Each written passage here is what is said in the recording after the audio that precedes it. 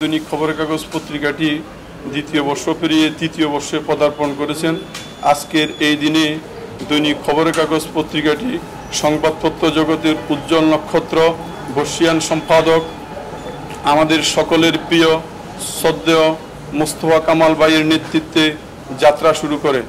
এই যাত্রাপথে আমাদেরকে সার্বিকভাবে সহযোগিতা করেছেন ঢাকা সংবাদপত্র হকাজ বহুমুখী সমবায় সমিতি লিমিটেড, ঢাকা সংবাদপত্র কল্যাণ বহুমুখী সমবায় সমিতি লিমিটেড, বাংলাদেশ সংবাদপত্র এজেন্ট অ্যাসোসিয়েশন, সংবাদপত্র পরিবহন মালিক সমিতি সহ সর্বস্তরের যারা রোদে পুড়ে বৃষ্টিতে ভিজে পাঠকের দোরগোড়ায় আমাদের পত্রিকা পৌঁছে দিয়েছেন।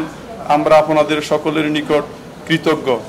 আপনাদের সকলের সহযোগিতা নিয়ে আজকে সংবাদপত্রটি বাংলাদেশের শীর্ষস্থানীয় পত্রিকা হিসাবে পাঠকের অন্তরে স্থান করে নিয়েছে। আমরা বিশ্বাস করি আমাদের এই পত্রিকা আপনাদের এই সার্বিক সহযোগিতা আরও অনেক দূর এগিয়ে যাবে।